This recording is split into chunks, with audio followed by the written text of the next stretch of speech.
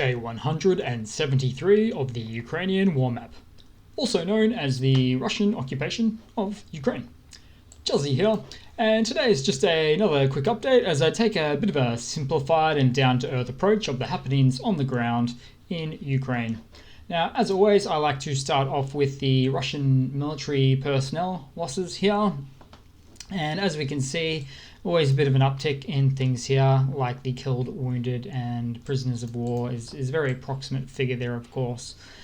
Now, I love to always take a bit of a peek at the military hardware losses. So an additional 15 armored combat vehicles in the last 24-hour reporting period, and an additional 12 tanks. That's just huge. That's massive. Got a bunch of artillery and even a helicopter, which I did lightly read about there as well. Now, do note that Russia do post their own figures, although they don't include losses from the Donbass fighters, those proxy fighters, or they also don't include losses from the contracted mercenary groups like the Chechens, the VDV, or the Wagner group. And the irony is never lost on me how Russia are using a known neo-Nazi organization like the Wagner group to quote-unquote denazify Ukraine. I don't even... what?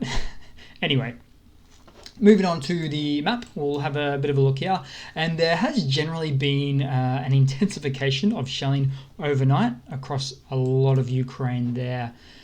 As always, we'll start on the northern banks here, and we'll have a look at Sumy, where there was actually shelling in multiple districts in the oblast there, 11 times in the last 24-hour reporting period there.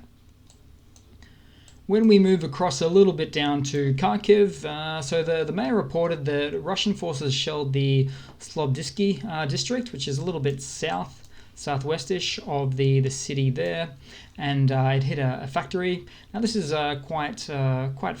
somewhat far from the contact point, otherwise known as the front line there, and no casualties reported, which is good to see. There was also a shelling with an S-300 missile from Russia to the Marifa. It's like an outer suburb there, Marifa. There it is, on the highway there, on the M18. And the Russian Ministry of Defense claims full control over the Yudi village. Now, if we just jump to the Yudi village, that is right here. There we go, Yudi. That's not showing here on the map, though. In fact, the front line is nowhere near there. So Russia tends to overclaim things. This wouldn't be the first time, and therefore probably wouldn't be the last time. But that's undetermined. It's not even showing up as a grey area, unknown status territory. So not sure what Russia is claiming there, to be honest. Moving down to the Bakmut region there, where there has been massive shelling overnight with more than 150 missiles hitting the town. If I could just zoom in and find Bakmut, it should be here if it decides to show. Oh no, it's a little bit further up, Bakmut. Okay, so yeah, there's that's quite a few missiles there, to say the least. But if Russia is trying to liberate the people of a village, town, city, or country, it really makes no sense to destroy the residential buildings that they are doing in droves. So, because once the liberation is complete, or were to be complete, which is unlikely, those who remain that have been liberated are not going to like the liberators at all. Their houses are going to be lost, and none of that makes sense as well. Oh, and speaking of which, the Wagner group, so they're the neo-Nazis, identified group I mentioned there just a moment ago.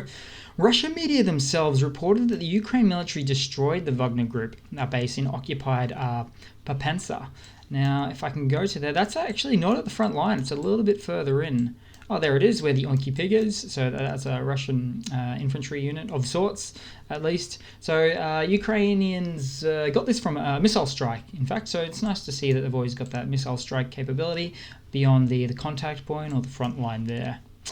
Moving across down to the Advika city. Now, not directly in Advika, but there were shellings in and around there. We'll use the map and we'll go back and forward. We'll see if there's any land taken around here. Not that we can see really. Then moving down to the what I call the Dnipro Oblast, but really it's the Dnipro Petrovsk Oblast there.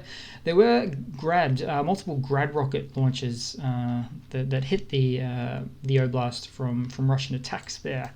20 attacks recorded, but no casualties reported, so that's good to see. Again, that is really super far from the front line.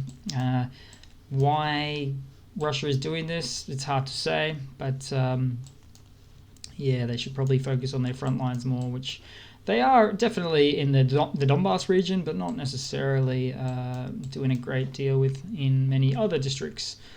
So let's, but again, they seem to be doing a bit of a spray and pray tactic there. Okay, moving down to Melitopol, where Ukrainians actually hit a railway bridge near occupied Melitopol. So that would be around here. In fact, I think I discussed this the other day, which means, as a mayor said of Melitopol, no Russian echelons from Crimea. That's what it means. So it would be probably around here, as I understand. It was 2 days ago, there we go, the Shonhar bridge location. So Russian forces have actually been unable to repair the bridge for the last 3 days now, based on some reports there. And speaking of Melitopol, in the Tomac city, there's a base in Tomac. And where is Tomac? I know it's right here. I just can't see it right now. Tomac, here it is. There it is. Sorry, Tokmak. I always get that name wrong. So there were explosions at a Tokmak Russian base there just a couple of hours ago reported as well. So super recent there. That means we've got the Ukrainians firing from probably somewhere in the Zaporizhia region to hit the Tokmak base. Not the first time they've hit it either. That's for certain. Moving across to Kherson. So we all know that this is always a hotly contested new front ground or front offensive here for both sides, really. And Ukrainians hit a major supply line in the Kherson region again. You've probably heard about this one before. It's the Antonivka bridge there.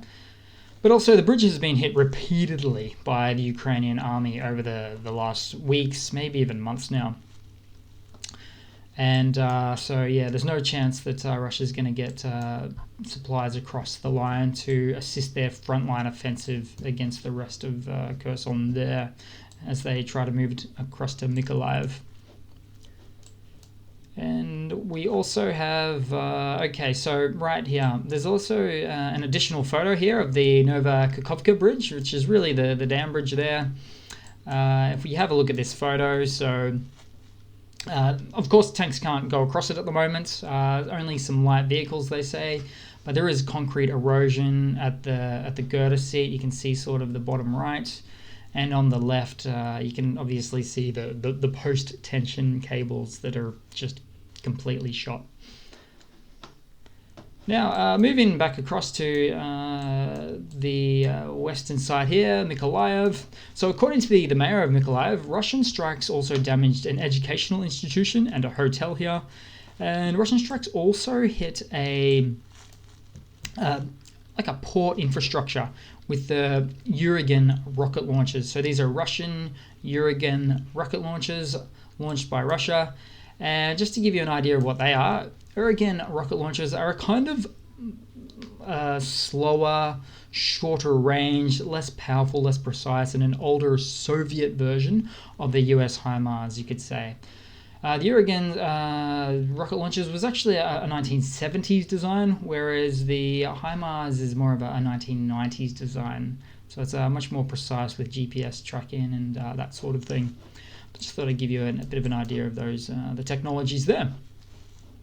And we move across to the news now. So starting off the Donetsk Oblast here. So here we go, Donetsk Oblast. So the UK Ministry of Defense has said, despite the unlikelihood of Russia occupying the whole region of Donetsk, so this white area here they still haven't gotten, Kremlin proxies are planning to announce a staged referendum in the, I guess, the remainder of the Donetsk region there. And hey, I'm all for provinces, states, territories wanting to be their own country, sure, but it needs to have control of the whole province or state first, and there needs to be a peaceful transference of political power, as opposed to really an outright war zone. So we know that the citizenry hasn't had their hands forced into something that they probably don't want.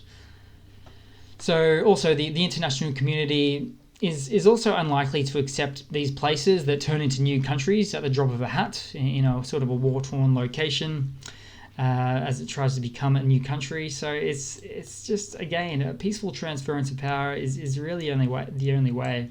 If they do want to be their own countries, regions, territories, areas, then request it through the political avenues peacefully. Gee. But obviously there's more going on here with Russia as a backer involved. Anyway, in more news, Russia has continued to consolidate administrative control over occupied areas. For instance, all along here, enforcing the ruble payment. So, for instance, medical workers in the occupied Kherson area are forced to receive their salaries in rubles now. But due to certain economic sanctions, they can't really spend their rubles on the world or international marketplace now. So that's a bit not helpful. And in some more news, and it wouldn't be a news day without some more information on the Zaporizhia power plant right here at Enerhoda. So 42 countries now urge Russia to withdraw troops from the Zaporizhia nuclear power plant. This includes all of the EU members, which is about 26, maybe 27 members these days. Also includes Norway, Great Britain, USA, Japan, Australia, New Zealand, and even Turkey. Turkey, who's trying to be impartial, a little bit in the middle here, because they do share the Black Sea with both of these countries.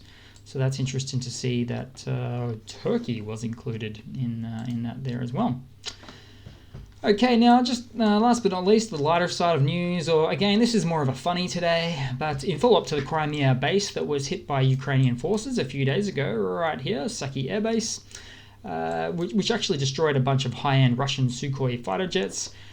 There is a meme here, one of those robot human check-in landing pages to see if you're a human or not. Please select or click on on the planes there. So yeah, bit of fun there. Anyway, guys, thanks for watching. Please leave a comment, subscribe, hit that like button, ignore all the trolls, and do hit that like button, those trolls in the comments, and I do hope to see all of you guys there in the next one. Cheers.